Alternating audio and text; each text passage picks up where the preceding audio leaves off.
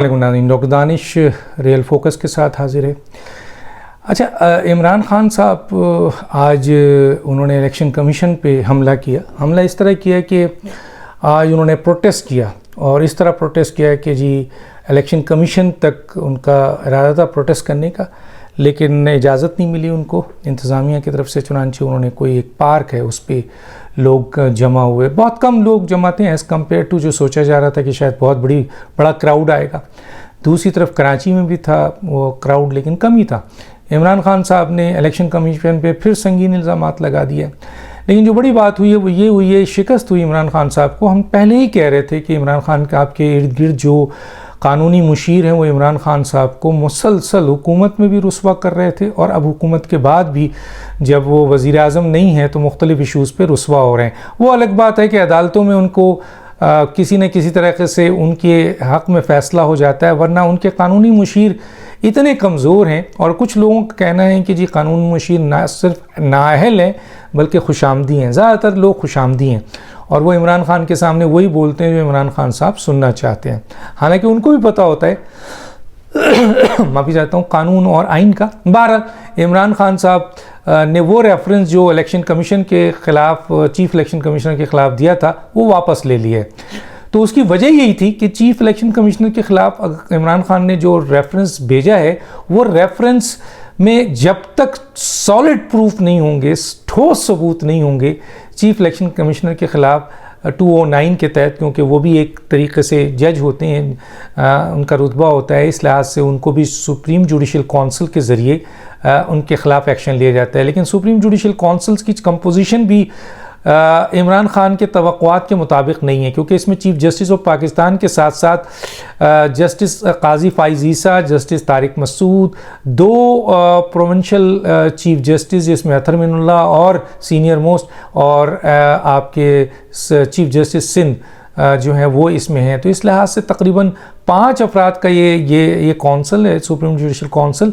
और इसमें ये नहीं हो सकता कि जिस तरीके से 3 रुकनी बेंच बनती है और वो अपने मतलब का फ़ैसला कर देती है, या 5 रुकनी बेंच बनती है जिसमें से 2 अपोजिशन में चले जाते हैं, हमेशा इख्तलाफी नोट लिखते हैं और ये 3 एक सा नोट आता है और फिर अक्सरियत की बुनियाद पर वो फ़ैसला सादिर कर दिया जाता है।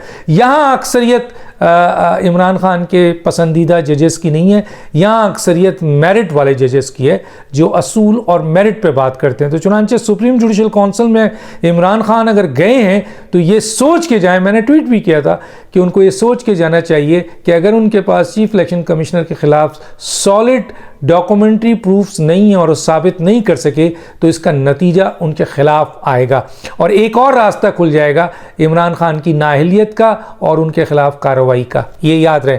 उनको शायद इस बात का एहसास हो गया, किसी ने उनको एहसास दिलाया कि चीफ इलेक्शन कमीशन के ख़िलाफ़ आप कहाँ जाएंगे। उसकी तो ख़ुद सुप्रीम कोर्ट तारीफ़ कर रहा है कि जनाब बड़ा ज़िमनी इलेक्शन जो है बड़ा सही इलेक्शन हुआ है और वो बड़ा साफ़ व शफाफ इलेक्शन है। दूसरी तरफ ये है कि चीफ इलेक्शन कमिश्नर ने के सिलसिले में आप ये जाएंगे कि चीफ इलेक्शन कमिश्नर ने सिर्फ हमारा केस का फ़ैसला किया और बहुत जल्दी किया, तो फिर जाहिर है कि 8 साल कहा जाएगा। और चीफ इलेक्शन कमिश्नर ने एक केस लिया है तो ये तो ऑलरेडी हाई कोर्ट के 2 फैसले मौजूद हैं जिसमें मना कर दिया गया कि जनाब बिल्कुल नहीं, चीफ इलेक्शन कमिश्नर जो हैं वो अब मेरिट पे फैसला करें और किसी के साथ इम्तियाजी सलूक ना करें।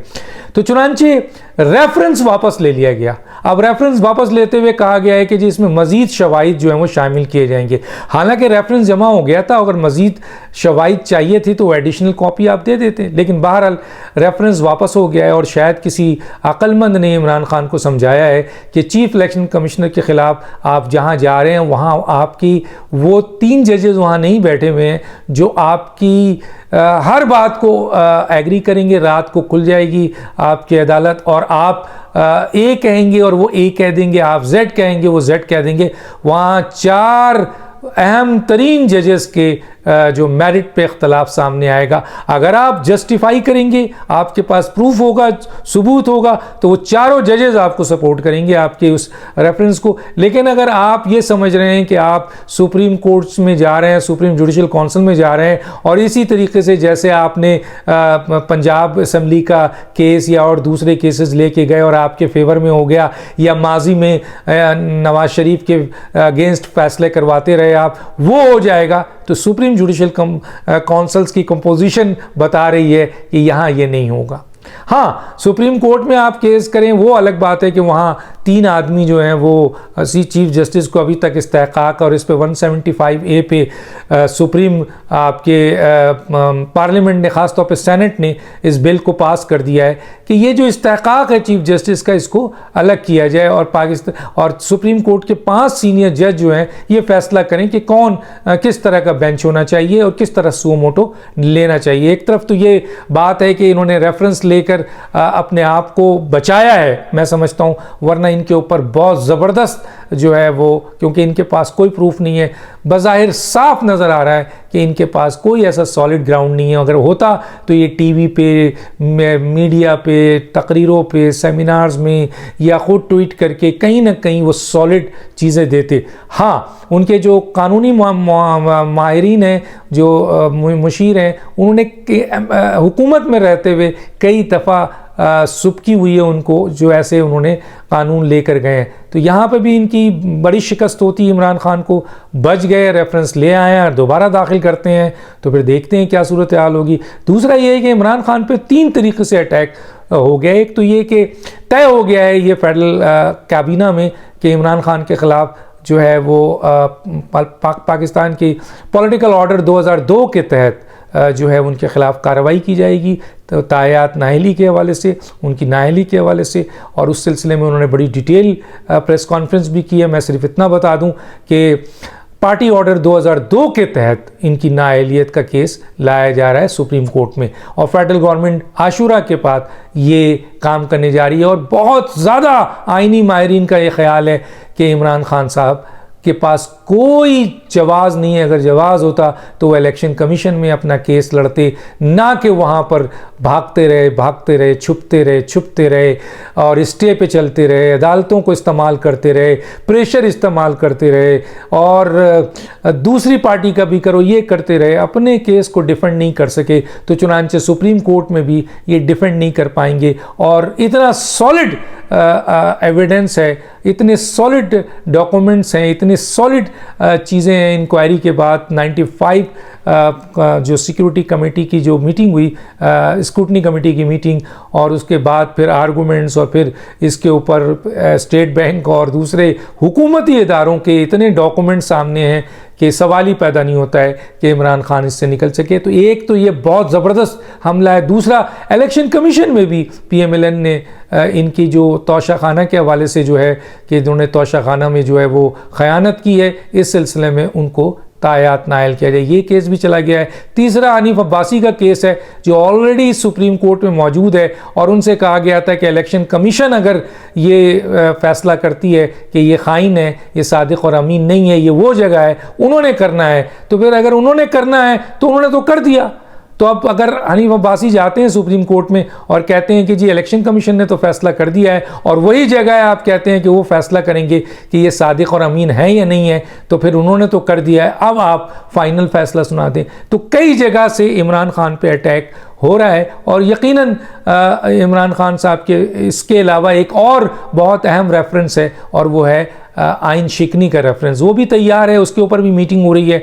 तो कई अटैक इमरान खान के मौजूद है। इसके साथ साथ इलेक्शन कमीशन को ये धमकी दे रहे हैं, लेकिन मैं आज आपको बता दूं, कमर दिलशाद साहब बताते भी रहे हैं कि इलेक्शन कमीशन के पास इतने सबूत हैं इमरान खान के ख़िलाफ़ कि अगर वो सुप्रीम जुडिशल काउंसिल में जाते हैं या वो किसी सुप्रीम कोर्ट में खड़े होते हैं, हाई कोर्ट में खड़े होते हैं इलेक्शन कमीशन के ख़िलाफ़, तो इलेक्शन कमीशन वो तमाम चीज़ें जो टेप है उसके पास वो ऑन एयर कर देगा, वो बता देगा, वो दे देगा अदालत को कि देखें इलेक्शन कमीशन कि किस तरह इमरान खान मुख्तलिफ लोगों के ज़रिए उन तक अप्रोच करते रहे, उनको कन्विंस करते रहे, उनसे मीटिंग मांगते रहे, उनसे मुलाकात करके अपने केस को विड्रॉ कराने की बात करते रहे। वो सब चीज़ें उनके पास है, जो बातें भी उनके भेजे हुए लोगों ने की है वो सब रिकॉर्ड हो गई है।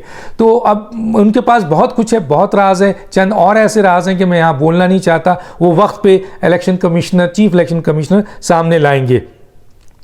अब जो इम्पोर्टेंट बात है वो ये है कि जी इमरान खान जो हैं, जिस तरह मैंने कहा कि उनको 3 तरफ से हमला हो चुका है और तीनों तरफ से कामयाबी की उम्मीद है इमरान खान के ख़िलाफ़। इमरान खान को शिकस्त हुई है, रेफरेंस वापस ले लिया है।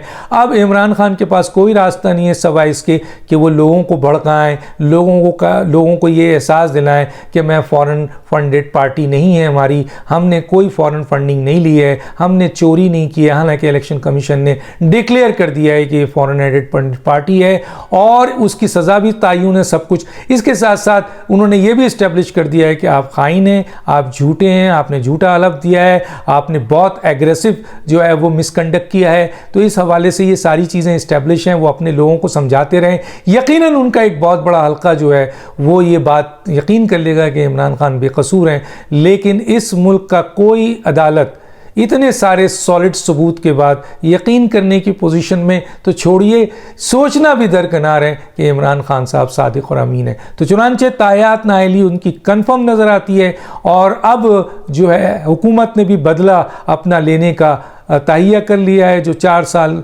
इमरान खान ने इनको जिस तरह रगड़ा है, ये कानूनी और आइनी तौर पर जा रहे हैं और बहुत ही तरीक़े से इनके ख़िलाफ़ रेफरेंस भी जाएगा और इनके ख़िलाफ़ जो है वो केस सुप्रीम कोर्ट में दायर होगा। डॉक्टर दानिश को याद दीजिए। अल्लाह हाफ़िज़।